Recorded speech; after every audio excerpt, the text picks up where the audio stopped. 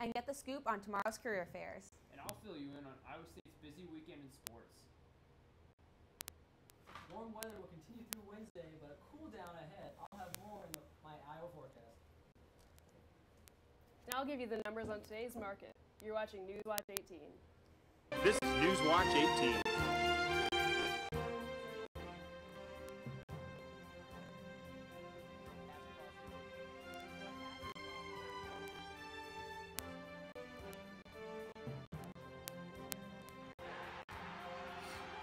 Newswatch 18 starts now.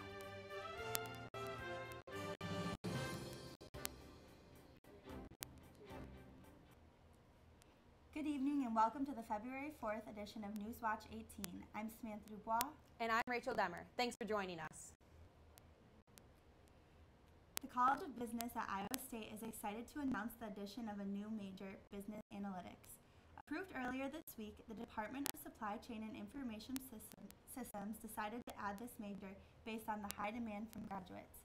Business Analytics focuses on how businesses analyze large amounts of data while practicing risk management and finding solutions for managerial problems associated with data and statistics.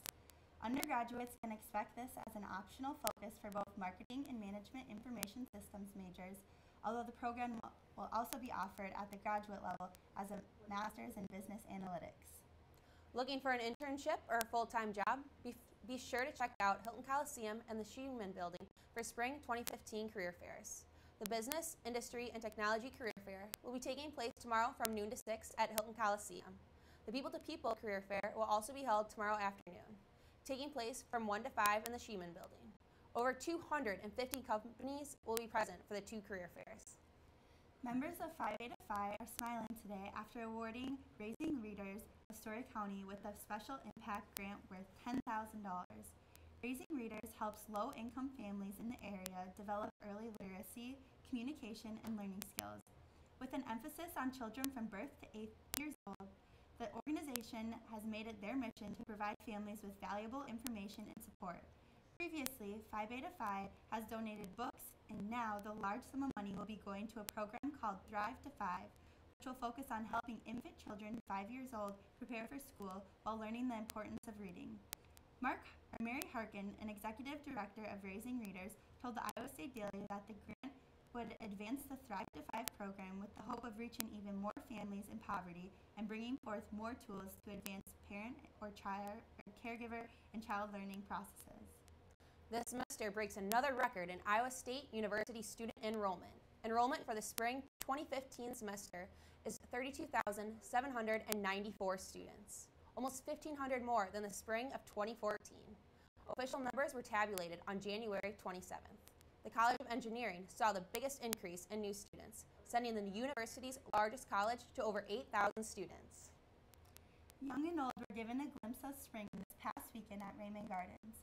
The 5th annual Orchid Fest welcomed guests with dozens of unique breeds, along with hundreds of individual orchids for sale and viewing.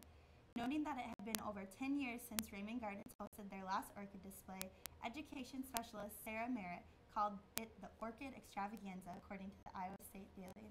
With a turnout of over 235, the event featured many educational opportunities. The Orchid Society is based in Des Moines and holds meetings on the first Sunday of each month. Growing up, we learned that nothing is for free. That may change, however, as President Obama is proposing free tuition for community colleges. The president says this will help over 9 million students save over $3,800 annually. There's a catch, though. Students must attend college at least half-time and maintain a 2.5 GPA. State legislators disagree with President Obama's proposal since it would put the tuition bill on taxpayers. Christy Amaya joins us for a look at today's markets. Thanks, Rachel.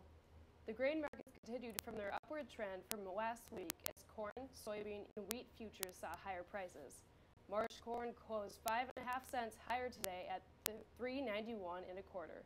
March soybeans closed at $9.78 1/2, 5 cents higher than closing price on Friday.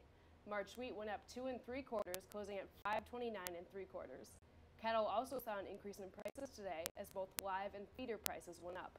February live cattle went up more than $2 today, closing at $158.73. February feeders went up over $4, closing at $203.63. Queen Hogs were not as fortunate as the other markets, as February contracts lost over $2, closing at $61.28. That's all for today's markets. When we come back, Matt Barker will have the latest on sports. Stay tuned, you're watching Newswatch. Hi, I'm Matt Barker, and this is Cyclone Sports. The Iowa State men's basketball team got their revenge on Saturday. Jacob Stevens has more. Jamil McCabe in his first career start for the Cyclones and posted a career-high 17 points while shooting a perfect 7 for 7 from the field as the Iowa State Cyclones avenged their loss to Texas Tech 75-38. From the opening tip-off, this game was all Cyclones as they jumped ahead from a 19-4 lead and never looked back as they went on to win their 20th consecutive game at Hilton Coliseum. Although it was Jamil McCabe who filled the stat sheet and highlight reel with his electrifying dunks and tremendous play on defense. He finished the game with 17 points, 8 rebounds, and 3 blocks.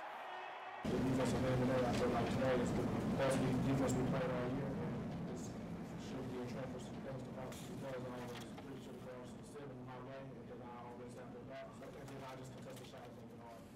This 37-point victory for the Cyclones was the third largest against a conference opponent since 1995, and the 38 points they allowed were the fewest in a conference game since 1967. Naz Long added 15 points, shooting 56% from the field, while George Niang only scored 7 points on 19 minutes of action. The Cyclones look to carry that momentum on the road as they take on the Oklahoma Sooners on Big Monday. Tip is set for 8 o'clock on ESPN. With ISU TV, I'm Jacob Stevens. The Iowa State women's basketball team landed its 6th conference win on Saturday evening against the West Virginia Mountaineers by a score of 61-43. Iowa State was led by senior Nikki Moody and sophomore Shauna Johnson, who both recorded double-doubles. Moody finished with 14 points, 10 assists, and just 1 turnover, while Johnson finished with 10 points and 11 rebounds. Bryn Williamson also played very well, who just missed a double-double with 11 points and 9 rebounds. The Cyclones at one point led by as much as 25 points and went 15 of 16 in the second half from the free throw line. The Cyclones traveled to Lubbock, Texas to take on the Texas Tech Lady Raiders on Wednesday, February 11th at 7 p.m. The Iowa State Gymnastics team saw improvement this weekend as they earned their second win against Centenary College on its annual Think Peak night. The Cyclones defeated Centenary by a score of 195.775 to 187.250. Hillary Green led the team on the uneven bars with a personal best of 9.9. Caitlin Brown led the Cyclones on the vault with a score of 9.85. Kelsey Paz led the team on the beam with a score of 9.875.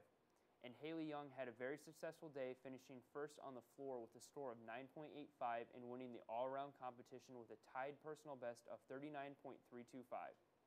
Overall, 9 of the Cyclones all recorded personal career records, which was needed to notch their second win of the season. Up next for the Cyclones, they look to travel to the IGI Chicago Style Meet to take on Yale in Northern Illinois on February 13th. The meet will start at 7:30 p.m. The number 8 Iowa State wrestling team finished Big 12 dual action with a 29-7 win over West Virginia. The Cyclones' winning efforts were boosted by 8 wins, including 3 bonus point victories. The Cyclones secured wins at 197 and 133 with number 2 Kyvan Gadsden and number 4 Earl Hall. Gadsden grabbed a 3-0 decision over Jake Smith. Hall defeated Corey Steinbrook behind a takedown and a 2-point near fall 4-2. Following the intermission, the Cyclones sweep the final 5 matches to close out the duel, including 2 wins by major decision. ISU 174-pounder and 11th-ranked Tanner Weatherman closed out the duel with a dominant performance, as he picked up a 15-3 major decision win over Parker Von Egde. Weatherman scored 4 takedowns and brought Von Egde to his back twice, picking up a total of 5 back points to secure the major decision. The Cyclones will return home next weekend as they wrestle Arizona State on February 13th at 7 p.m. and then Northern Iowa at 2 p.m. on February 15th. Both meets can be seen on Cyclones.tv. And that's it for tonight's Cyclone Sports Report. What can we expect from the weather this week? We're seeing freezing temperatures across much of the state, although it is a bit cooler off to the east. I'll have more in my Iowa forecast. Stay tuned. You're watching Newswatch 18.